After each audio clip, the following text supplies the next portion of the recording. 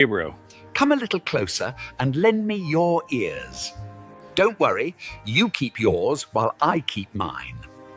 In each episode, we'll dig into the major stories, uncover the truth, and retrieve gems from Yada's blog. We'll discuss what's right, bark about what's wrong, wag our tails at the thrill of discovery, and take you on adventures through the exciting world we live in today. So, fasten your curiosity leash and get ready. Right then, coming to you with another episode of the Yada's Vlog on a Blog. Tomorrow's news, disseminated today. Let's dive in. Oh, welcome to this, the 15th episode of Luminaries as part of our basic series. My great pleasure to be with you here this beautiful afternoon in the midst of the Caribbean Sea. 15th episode already of Luminaries, and quite frankly, we're just getting started. This is going to be an extraordinary series as we progress through what God has to say about the two men that he chose to, well, not only be the ones who would execute his plan, the ones who would explain his plan, the ones who would be the living embodiments of his plan, the men that he decided to use so that his plan actually came off as he intended at the exact time that he wanted it all to work. You see, this is the story that begins in the first chapter of the first book of Genesis. It's the fourth day. The fourth day, God created nothing. What he did on the fourth day is he used it to explain to everyone who was open-minded and paying attention that he would introduce two luminaries, both from his perspective, great. Both old, both wise, both competent, both exceedingly influential in the things of Yahweh.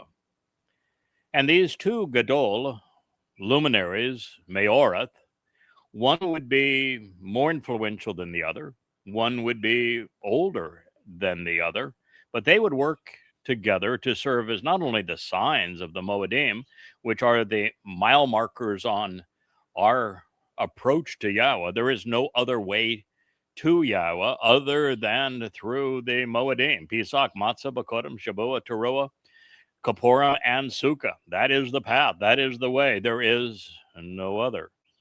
And these two men, as the two luminaries, would not only serve as signs to explain these, to showcase these 7 meetings between God and man, but they would actually volunteer to fulfill them.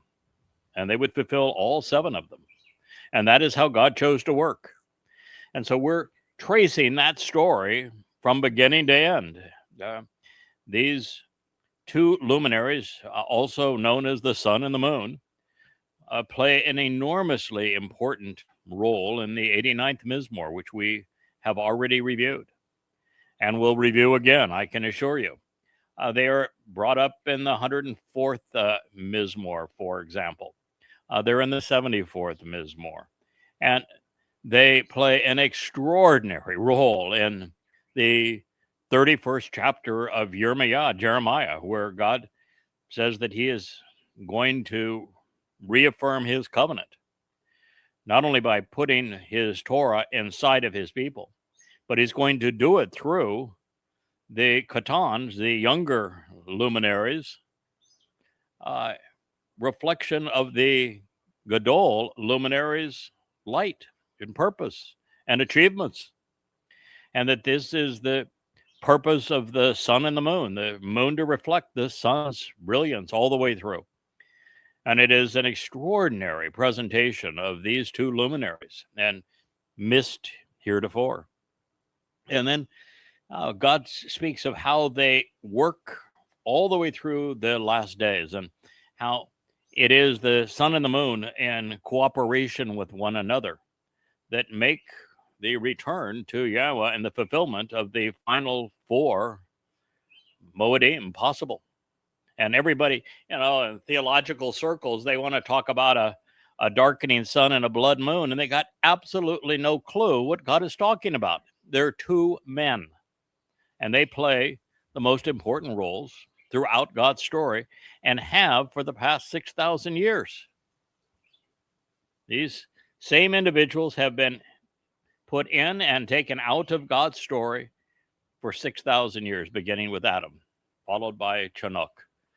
After that, Noach and Shem. And on it goes throughout the entire story that Yahweh has revealed. If you do not understand them, it's going to be really hard to appreciate what God is doing with us and through us and on your behalf, and also on his. So we have made our way through an enormous swath of territory thus far to understand this. We've gone through the prophecies that about the sun and the moon that were revealed in Yashayah, Isaiah 13, as we progress towards the last days.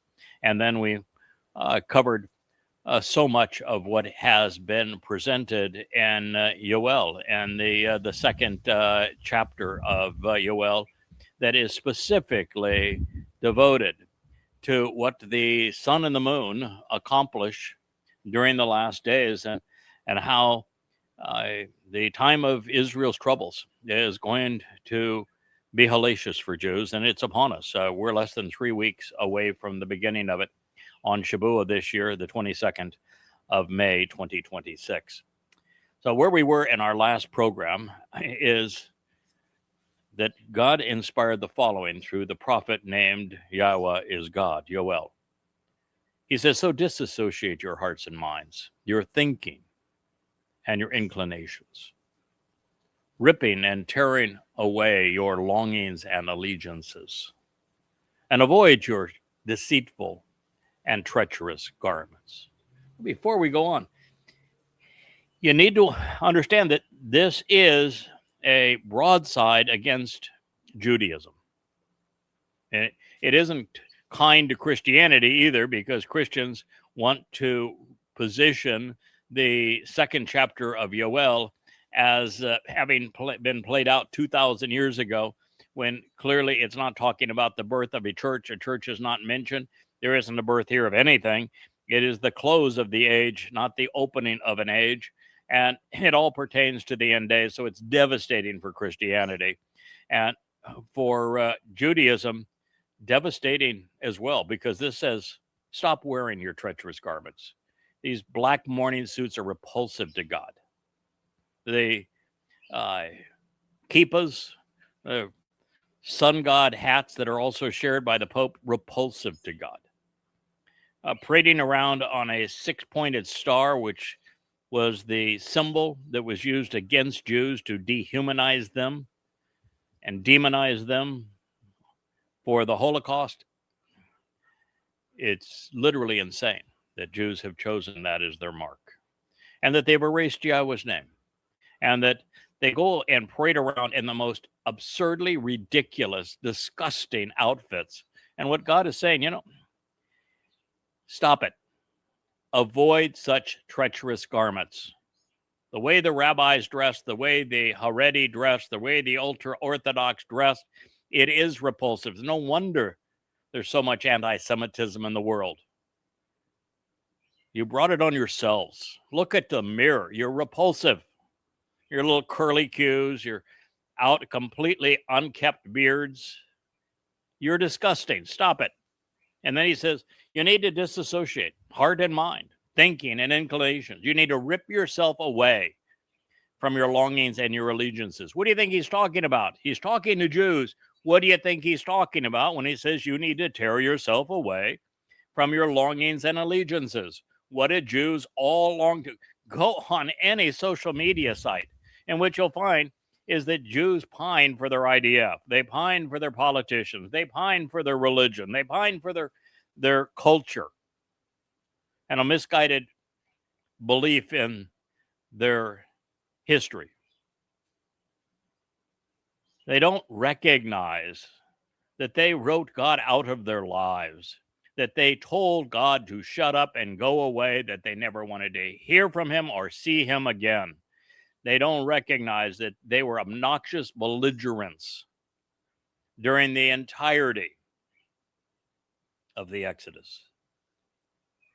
They don't recognize that even when the Exodus ended, it got worse, not better. And that Jews have not been aligned with or listened to or gotten along with Yahweh ever. So God said, stop it. Your longings, your allegiances are deadly. Disassociate yourself from them. And once you do, once you have disassociated yourself as a Jew from culture, tradition, politics, and religion, all four, as well as militarism, this ridiculous affair and love affair with the IDF, who failed you miserably on October 7th, who is failing you miserably now twice over in Iran, who has failed you miserably in Lebanon, who failed you just absurdly in Gaza, destroying Gaza and turning the entire world against Israel while having no impact on Hamas. It has been insanity. And then the IDF goes and buys a bunch more F-35s as if that's the solution to jihadists and tenny rompers, which is what Alaska Flood 2.0 is going to be about, because the prophets have identified it as such. And you've got no clue that an F-35 and an F-15 and more tanks and all of this have absolutely no value against the war that's coming. So God says, return to Yahweh. Choose to change your thinking. Come back to. Be restored by Shuwb, Yahweh. And he says, return to Yahweh. Why? Why do you think God has to say Shuwb? You're familiar with the Hebrew language, right? You know what the verb Shuwb means? You know it means return, right? Now, to return, it means that you aren't where you used to be, doesn't it? So once upon a time, a long time ago, Yahweh established a covenant relationship. He did so casually through with Adam. He made a much more concise arrangement and described his affinity for that arrangement with Chinook. It was delineated much more openly through Noach and then through Shem. But ultimately, of course, with Abraham and Sarah, then affirming that with Yishak and Jacob, to remind us about it and to enable it through Dode, and of course, beautifully predicted through the prophecy associated with Ruth and Boaz. There have been moments, brief, fleeting, tenuous, when Jews were actually Yahuwd, which means beloved of Yah. When they were Israelites, which means individuals who engage and endure with God. There was once upon a time, a long time ago, and for just brief moments, where Yahuwd and Israelites actually knew and used Yahweh's name. It's a very, very long time ago. And so you've been estranged for God, not just for centuries, for millennia. It's the message of the Torah. It's the message of the prophets. It's the message of the Mizmor. It's God's message to you. You were estranged from him. And so now what God is saying is return. He has made this emphatic throughout his prophetic disclosures. You abandoned, neglected, cheated on the covenant. You cheated on God with religious adultery. And so God has had to divorce you. And he is now saying, return. Stop being religious. Disassociate from all of your cravings and all of your allegiances. Stop dressing up as a religious moron and return to Yahowah. Shirk all religiosity. Toss it away. And then you're in a position where you can return to Yahowah. You can't return to Hashem. You can't return to the Lord. It's to Yahweh or nothing. And so in a country that was founded by Yahweh, where Yahweh's name is outlawed, where everyone's afraid to say it, no one will give Yahweh even a mention. You have to have a goy tell you what you did wrong and how you fix it. And the fix is returning to Yahweh. You want to know how to do that? Go to Yahowah.com and read the 35 books on the shelf entitled Yahowah, to know Yahweh. They're all free. And if you finish the books, and to finish the books, there's 25,000 pages. That means that if you read 3 hours a night, every night, 7 nights a week for a year, you'll make your first pass through them. And then there's well over 1,000 hours of live stream vlogs like this one that are the conclusion of our knowledge regarding Yah, where we are today. All shared for you. You should listen to it. Come to know Yahweh as he has presented himself to you. So return to Yahweh, your God. You know, he's at least friendly enough, approachable enough, that Elohim was followed by Atem, your God. He didn't just say the God or some God. Your God. Yahweh is your God. For indeed, he is compassionate. He cares. He's merciful. And he plays favorites. He's long-suffering, patient, slow to anger, although I'm going to tell you, you've worn him out. He's abounding in steadfast and loyal love, which is something that cannot be said about you. He will provide reassurance and encouragement, nacham. If you return to him, stop being religious. Even in the midst of the time of Israel's troubles, which commences in just a little over 2 weeks, and lasts for 7 years, Yahweh will provide reassurance and encouragement. If you listen to him, think about what he has to say, respond intelligently, and show yourself trustworthy and reliable in how you act regarding his message to you. So he will provide reassurance and encouragement during what is to be an exceedingly malevolent and miserable ordeal. As the prophet Yoel has stated, as the prophet Yashayah affirmed, the next 7 years, the time of Israel's troubles, will be worse than any time in the history of the world. Recorded history goes back 6,000 years.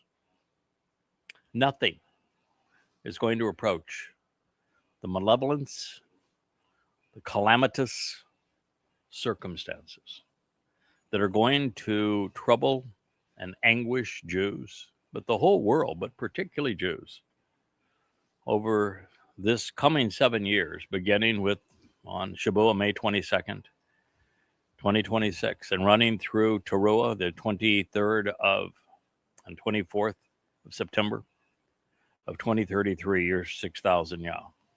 Nothing will compare to it. It's going to be worse than the Holocaust, according to the prophets. 2 out of every 3 Jews on the planet today will not live to see the end of this 7 years. Within 7 years from today, 10 million Jews are going to be dead. Out of the 5 million who remain, somewhere in the range of 700 of you will survive to witness Yahweh's return with Dowd and re-enter the garden. That's where you are.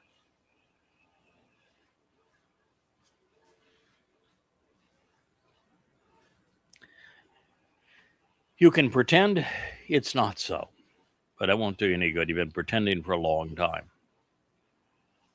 Somewhere along the way, God says, stop being religious, let go of the fantasy, return to Him, and start dealing with reality.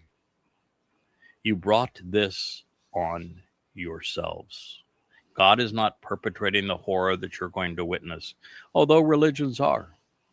The belligerents will be mostly Muslims, but there would be 0 Muslims in the world today. 0.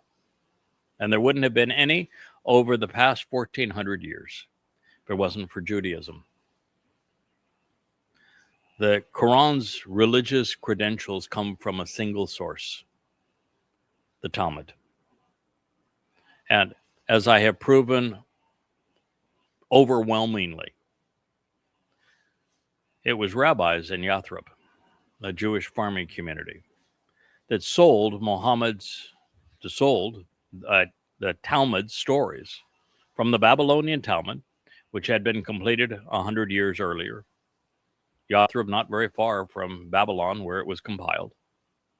And these rabbis, for $1, sold Muhammad Talmud recitals because he ran out of material. And he attributed them to Allah. And then when the rabbis mocked him for claiming that their Talmud stories, which he twisted, were inspired by Allah as opposed to them and sold for $1, Muhammad had a connection fit, and he did what all psychopaths do. He lashed out and decided to hunt and hate Jews, and he did. And that began the Islamic Holocaust, first in Yathrib and then in Kabar. And then it turned to a genocide of the entire world, all because rabbis sold Muhammad Talmud stories. So you brought this on yourself. And even the religion that is most responsible for anti-Semitism throughout the world today, you're responsible for it too, Christianity. Paul was the first person to call himself a rabbi. He used the rabbinical method of arguing against God and of citing passages out of context, misrepresenting them, all to convey the opposite of what God intended. Paul was trained as a rabbi. The first 14 books of the Christian New Testament are written in the style of the Talmud. You created the religion that demonized you for 2 millennia. Rabbis again. And now you have the worst religion ever perpetrated on Jews, Judaism, constraining your every action, your every perspective, robbing you of knowing Yahweh, lying to you about Yahweh, lying to you about God's beloved Son, the Messiah, Dowd. And what he achieved in 33 CE, which is 4,000 Yah, when he fulfilled Pesach, Matzah, and Mow'edym. They even lied to you about Pesach, Matzah, and Mow'edym. Every bit of what rabbis profess and that you do out of ritual is wrong. You're clueless. And rabbis are responsible. So God can inspire men to convey his message, which is essentially to disavow religion and participate in the covenant relationship. But he must allow people to choose which of these they prefer. And God has committed himself not to speaking to you directly because you told him to shut up and go away. You were belligerent towards him. And now he recognizes that other than those he has awakened through my books, there isn't a Jew on the planet that's willing to listen to it. And so this is the only way you're going to be reintroduced to Yahweh and to have an appreciation of what he achieved, particularly through his beloved Son. And sadly, with Jews in particular, their preference remains Judaism and religious apparel. And until this changes, your thinking, your preferences are altered in this regard, and you return to Yahweh, the name that you erased, the relationship cannot be restored. Now, I'm here to tell you, it will be restored, but with a tiny fraction of you, and it didn't happen to be that way. It turns out there will be hundreds of you that will participate in the Towrah harvest, maybe a score of you or 2 score that'll participate in the upcoming Shuwb harvest. Could be hundreds, hopefully in the range of 700. I'd love it to be 7,000, but I don't think we're going to get anywhere close to that level of participation. But those are your options on Shuwb and Towrah with the harvest. But the final gleaning, a world that is 8.6 billion, that'll be about that populous by that time. To Goyim and Gentiles, according to Yahweh's testimony, as it was presented in Yashayah 13, going to be about 1,400 people. And you might say, oh, God's not going to wipe out that many people. Yeah, he is. He told you he was. You don't believe him? Why would you pretend that your Talmud is Torah and not believe the God who inspired the Torah? It's the same God that inspired the Torah that inspired Yoel, that means Yahweh is God, and Yashayah, which means that Yahweh saves. Can't discount one without discounting them both.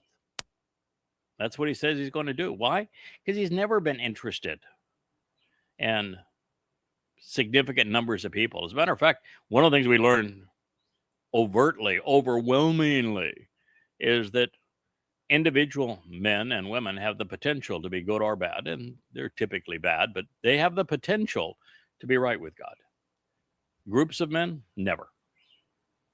Once men begin to congregate around a religious idea or a political idea or a militant idea, once men and women congregate in any way, geographically, nationally, institutionally, they're always bad. So God's not interested in saving the many because the many are always bad. They would be nothing but an irritant to him.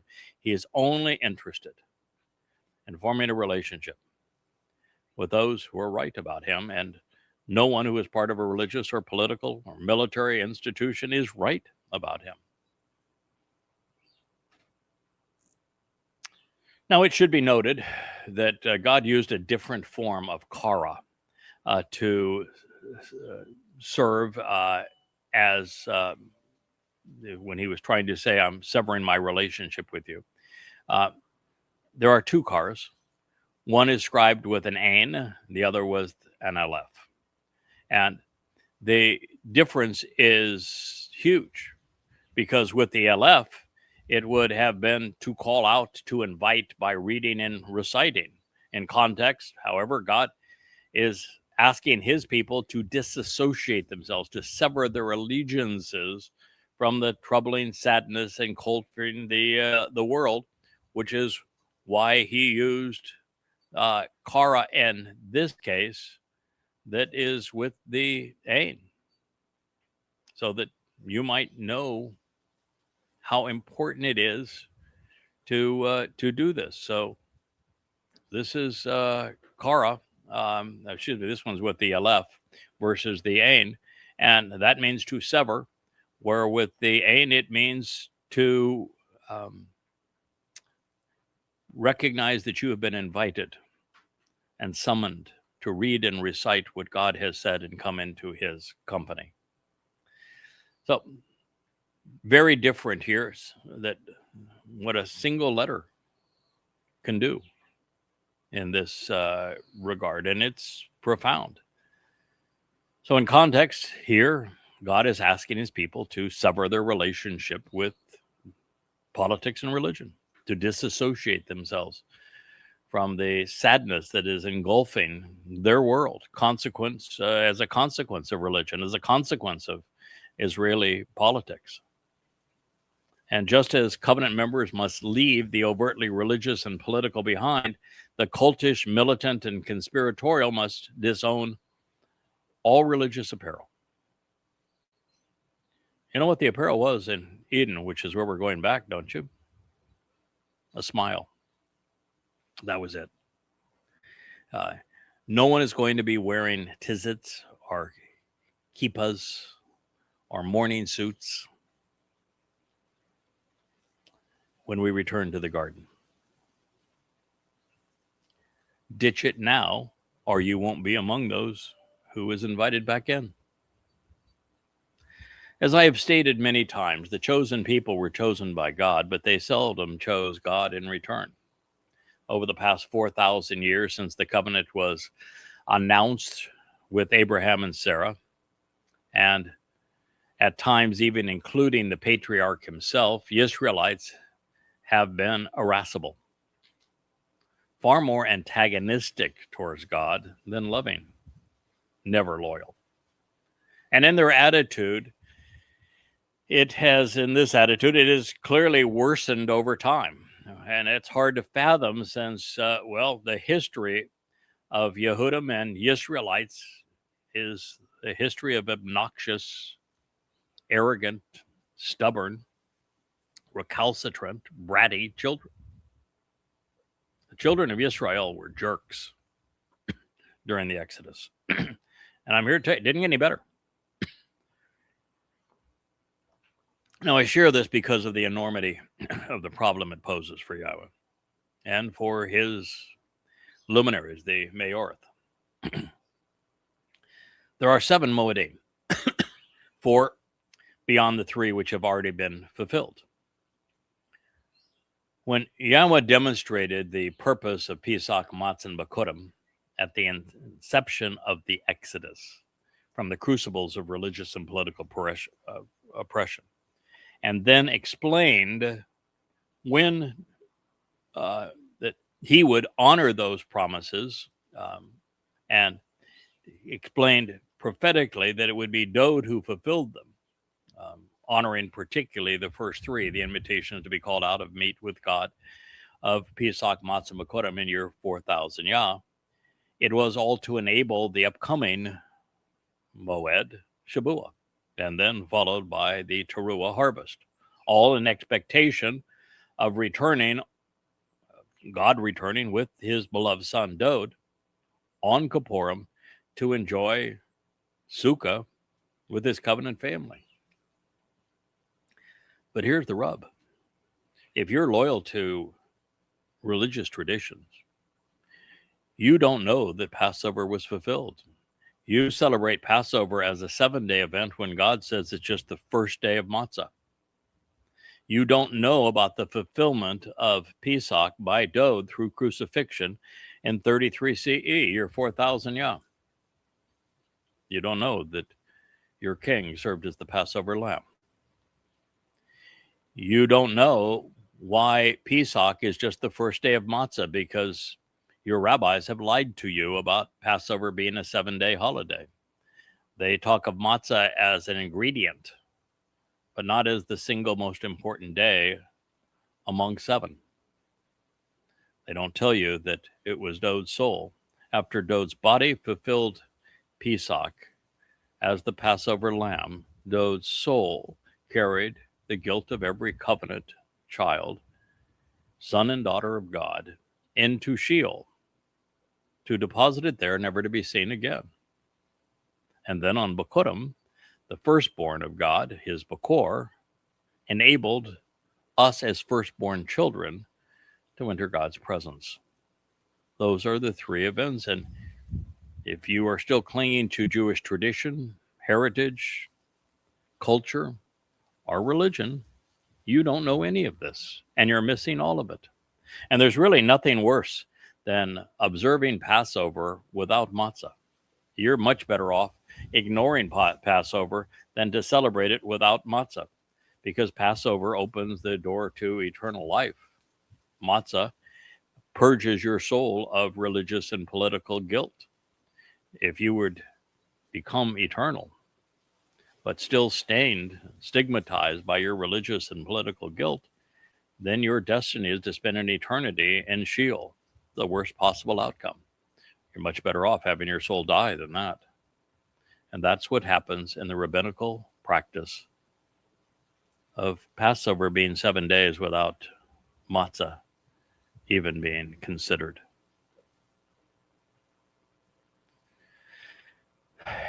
If there,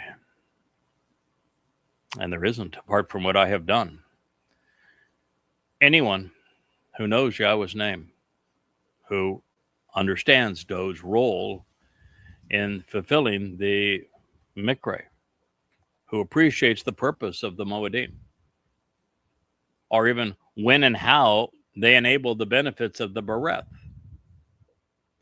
then the very fact that God has a plan and that he carried it out at the right place, in the right way, with the right people, at the right time, for your benefit, is all for naught, because no one knows it.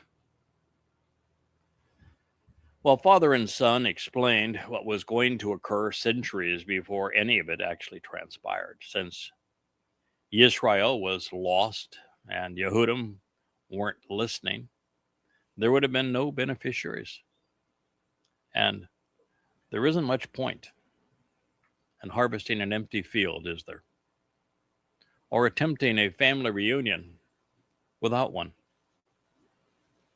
And if it were not for Yahweh intervening in the process with a man of his choosing, there would have been no family reunion.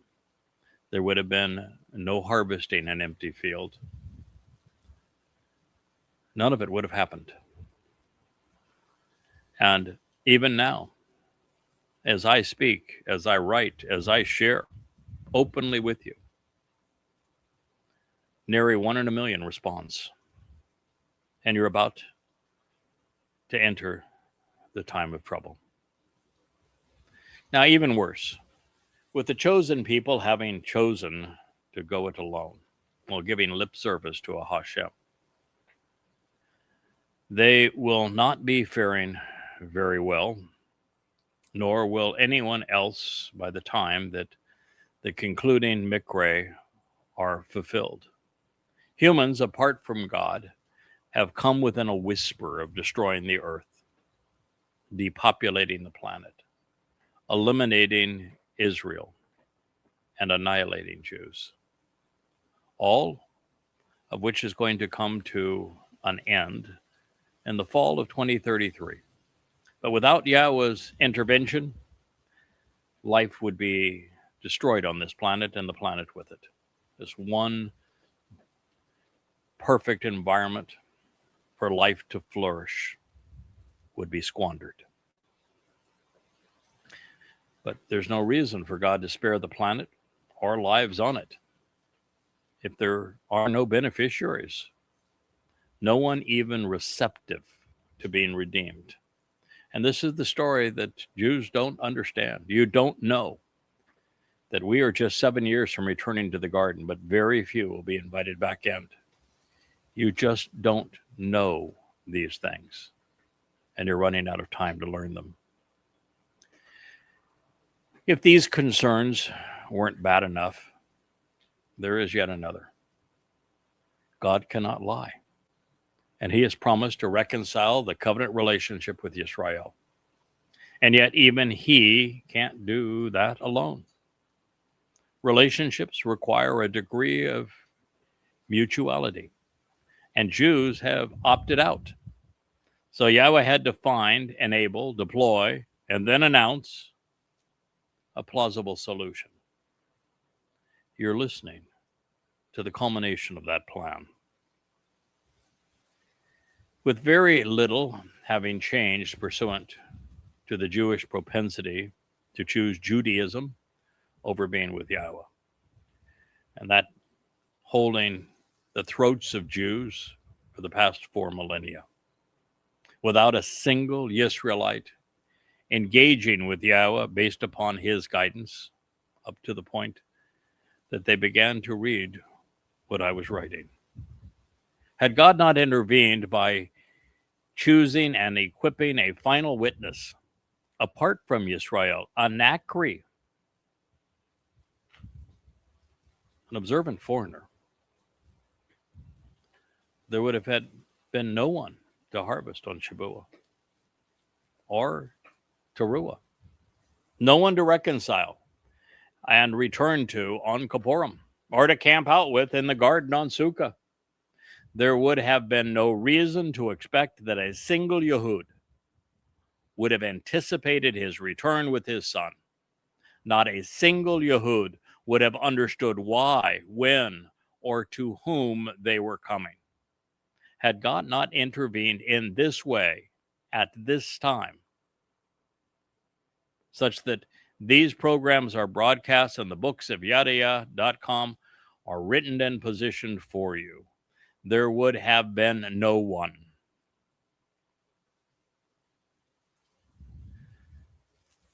To preclude nullifying the human experience. And it was an experience all the way back with Adam being given unto Sama. The very intent of creation, the purpose of the Torah, the potential of the covenant, and the benefits of Dod's sacrifice. Yahweh instituted Plan B, Bashar Herald, C, Choder, and secondary branch, and E, Ed, Witness, Plan M, Malak for Messenger, Plan N for Observant Foreigner, and Plan Z, one planting the seeds that take root and grow for a productive harvest. There's also a Plan G with a Goy, a non-Israelite, to give Q, Cole, voice to Yahweh's prophetic testimony. This man would be known as Yada, one who knows. And for exactly this reason, you were told all about him throughout your prophets. And based upon what he would come to know and understand, he would reintroduce Yahweh's name, the first one in 2,500 years, to discern its proper pronunciation and to prove it and to boldly pronounce it, all for the benefit of Israel. He would be the first, and 2.5 millennia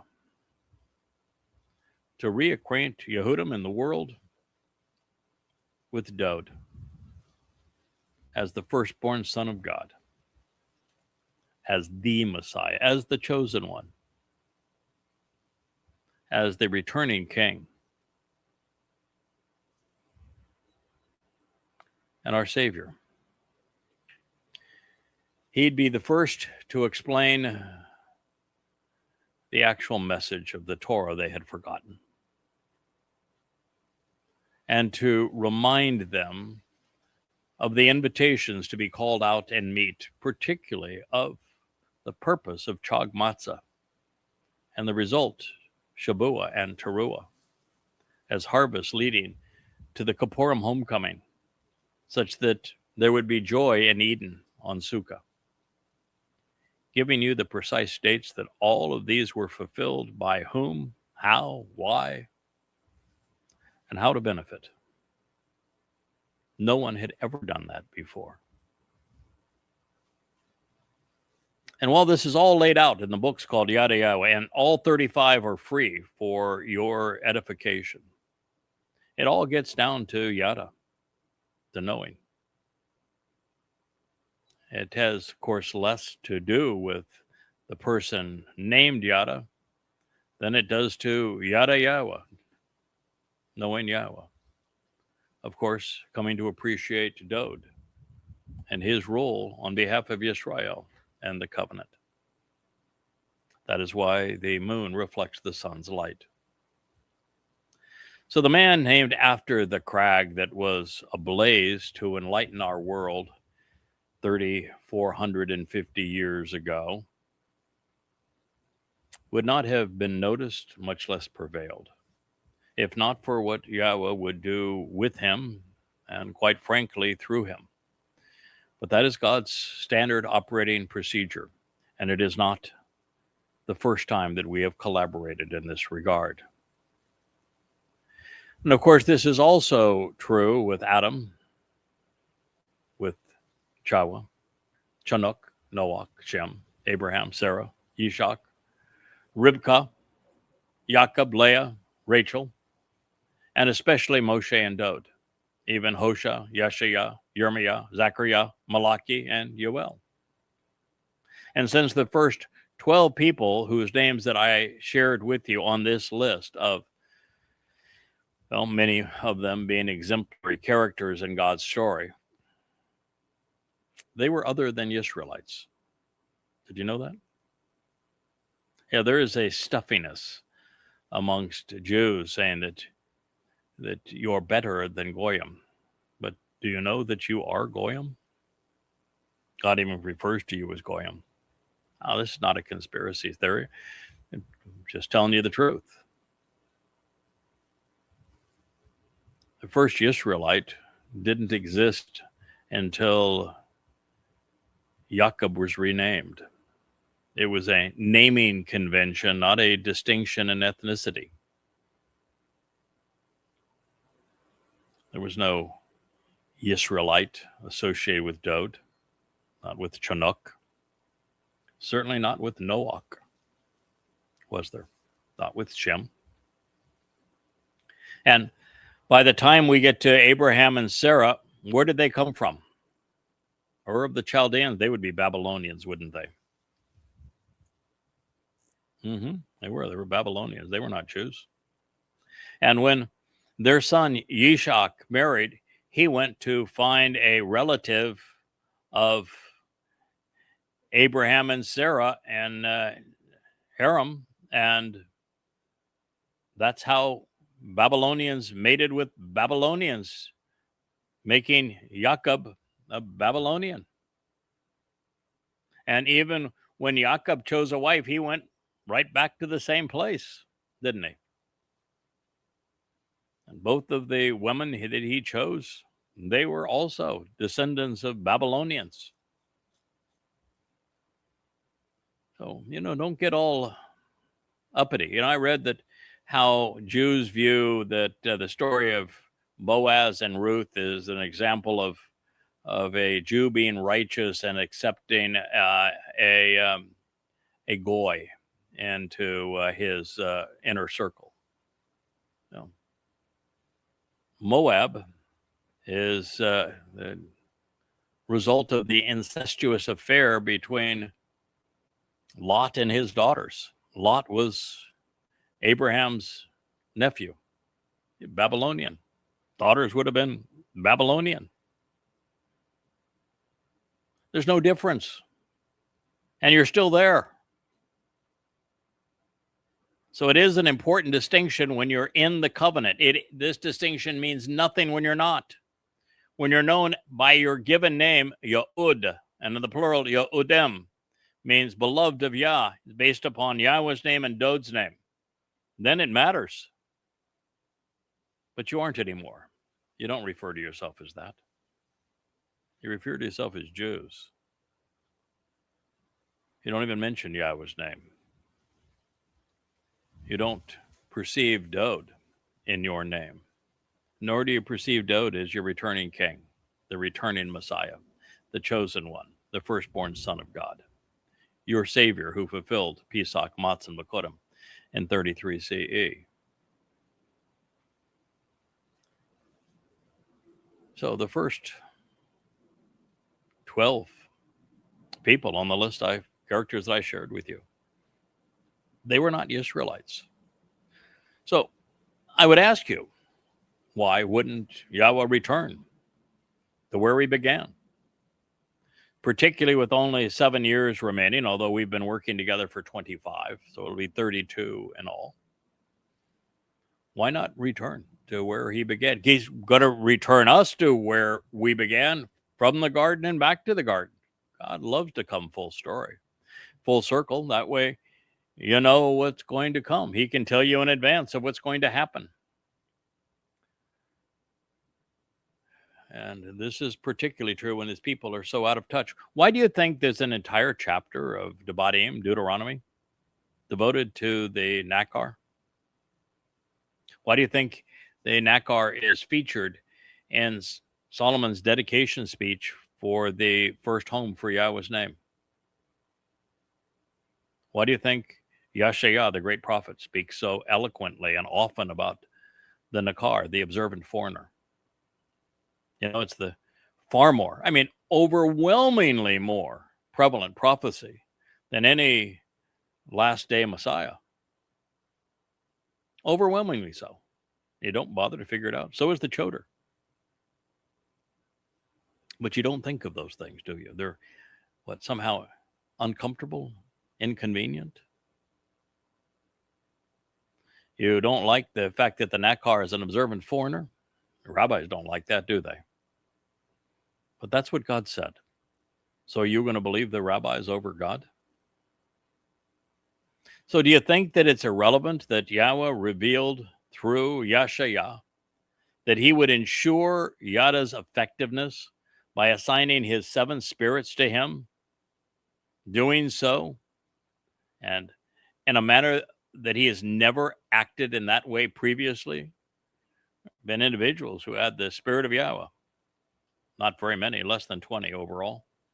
In fact, more like 10. And some of those turned out to be fairly meaningless characters. There's only 4 or 5 that have any meaning in the story. But there's only one that has the 7 spirits of Yahweh. He's the choder. The choder is the nachar. The choder is the stem of the tree of knowledge. So, why do you suppose Yahweh inspired Moshe to devote a chapter to him? Why do you think that he inspired Solomon to explain his purpose to Israel at the most important moment in Israel's ancient history, at the commencement speech of the Sermon on the Mount at the completion of the covenant home? Why do you suppose Yashayah denotes and devotes so much attention to this single individual, eventually calling him the man from Edom, the final Zeroah, who saved so many? Why does every prophet speak of him? It's because of the obvious that once educated and enabled, that he would serve to awaken the chosen people so they'd finally make the right choice? Is it because there would actually be no harvest on Shabuah without him and a productive harvest with him? Is it because he's responsible as the last Zeroah for the gleaning on Towrah? Is his sacrifice as the Adam of Parah on Towrah the means for a enjoyable homecoming on Kippurim? Is he the one who enables the final remnant to camp out with Dod and Yahweh during Sukkah? God says so. Do you believe him? As he explained to Moshe, having designed us, Yahweh knows how to succeed through us. You know, you may not much like God's choice. Yeah, it's for damn sure that the rabbis don't like Moshe the way he was, so they've created a Rabbi Moshe. They really dislike Dod, despise him. And they clearly don't like me. So I guess it's a badge of honor if you're disliked by the rabbis. They don't like Yahweh either. Oh, God chooses those that through whom he knows he can work. All that is required of us is to be willing to go where his directions lead. This is also from the same prophet, Yoel. Whoever knows Yada, acknowledging and appreciating what Yada has revealed, he comprehends. My Yada. Whoever discovers and pays attention to Yada, he is made aware and realizes what is true. Call participle, masculine, singular, absolute. I am probably the first to distinguish the fact that the infinitive and participle are conjugations quite similar to the perfect and imperfect. The participle means there is a period of time where yada is knowable, where Yahweh will reveal what needs to be comprehended to form a relationship with God. This would make the participle and the perfect similar in this regard. The infinitive and the imperfect would also be similar, and that they would speak of something transpiring over a very long period of time. The difference with the infinitive and the participle versus the perfect and the imperfect is that in the participle and infinitive form, the verb is a noun. The noun is a verb. So yada becomes a noun, an actionable noun. And so when you see something written in the participle form, it is appropriate to designate yada, in this case, that's the verb, as a noun. Whoever knows yada. You're combining the action of the verb with an entity who symbolizes that result. Whoever knows yada. Acknowledging and appreciating what Yahweh has revealed. He comprehends. You know, your problem is that today Jews think, well, I can read Hebrew, therefore I can read the Tanakh.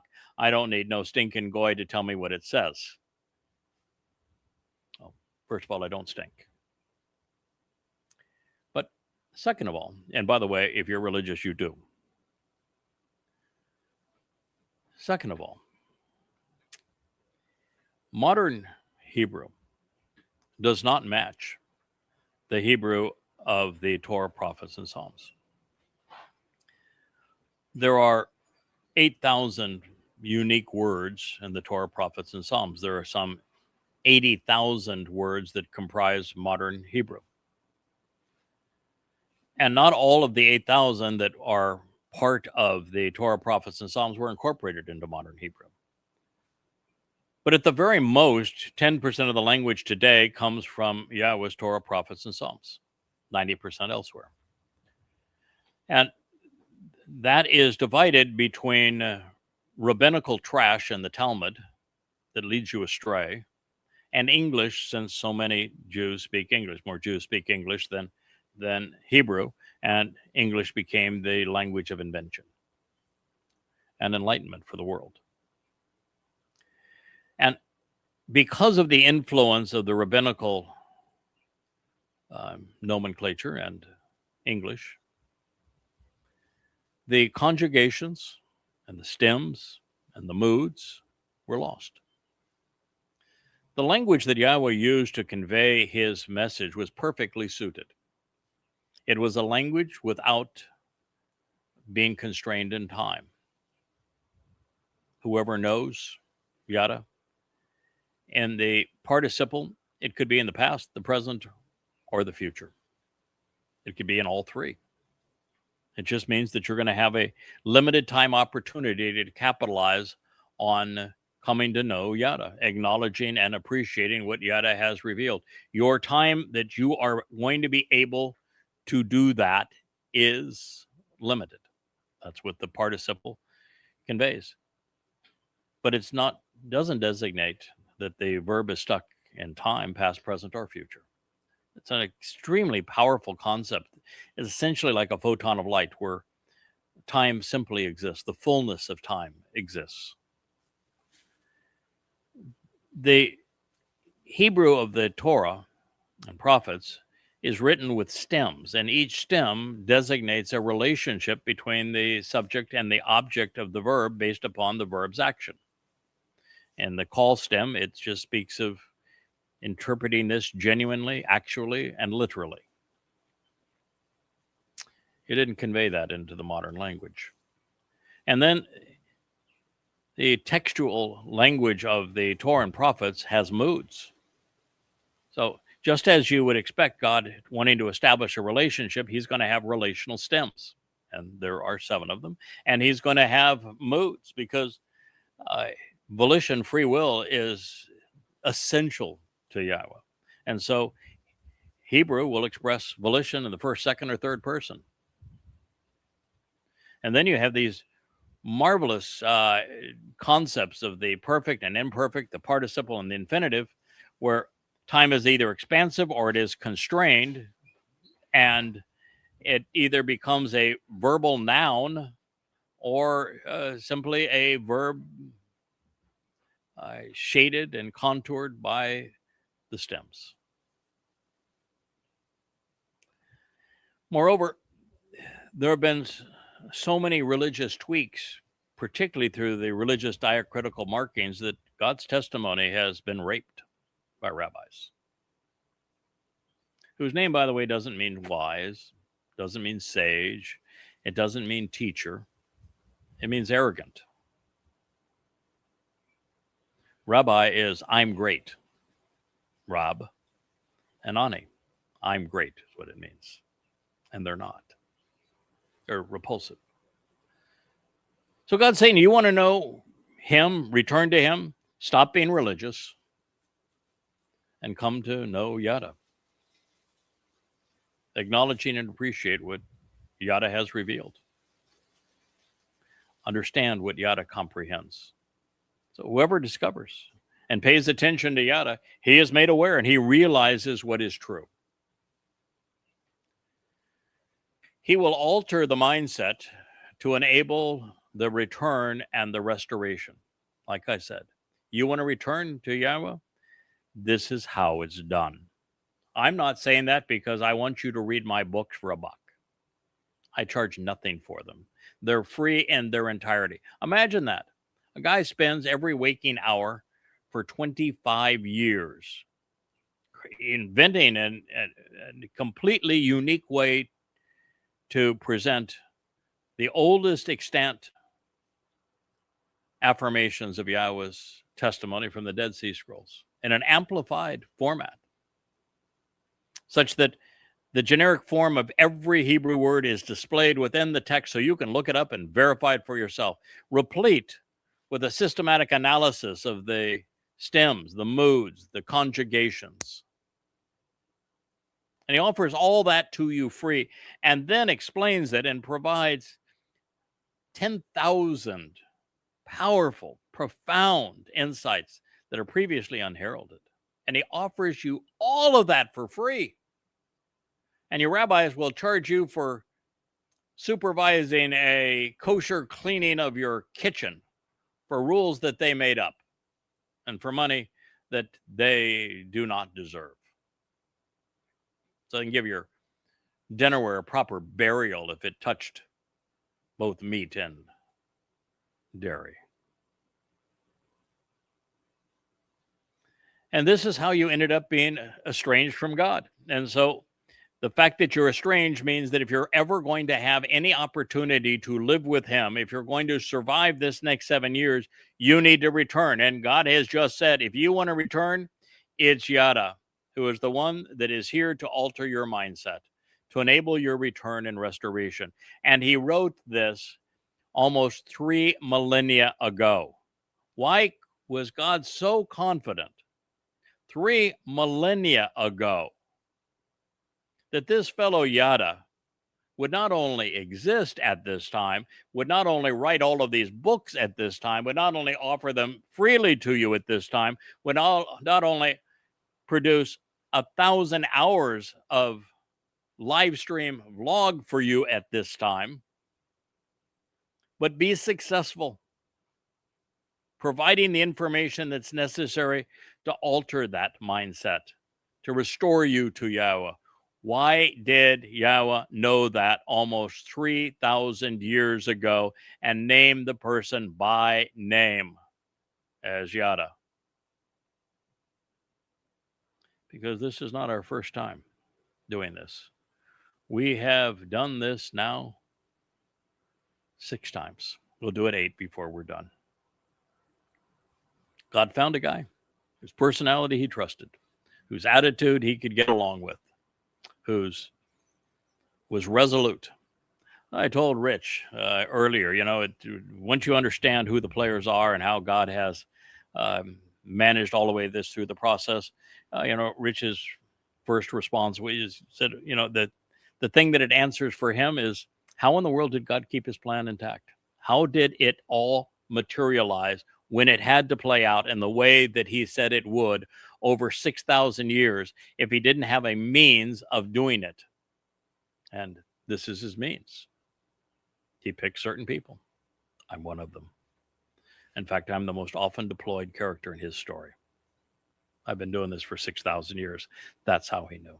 I was Chinook, 1 and 2. I was Noach.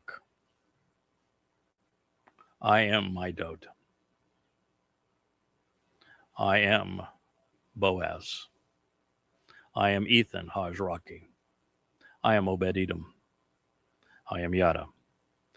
I am the Nakri, the Nakar, the final Zeroah, the Choder. I've been working with Yahweh for 6,000 years. We've developed confidence in one another. I obviously trust him, but he relies on me to get this done. He knows that we would accomplish the mission. As I said, the conclusion with Rich is that, God found somebody that was tough as nails, somebody that would never relent, ever, that would get her done, would never give up. And he knew that if he deployed him, just as he would every time in the past, he'd resolve the problem.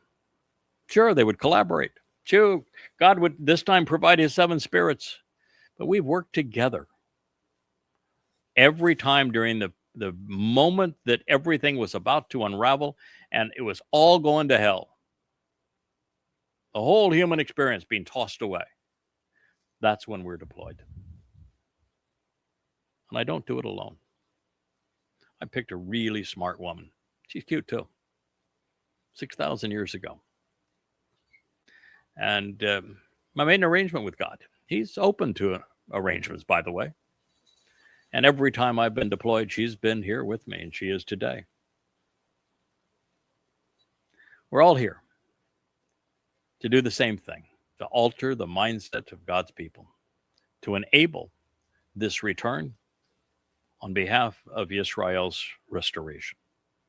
He, Yada, will encourage changing one's attitude and causing Israel to relent by offering understanding.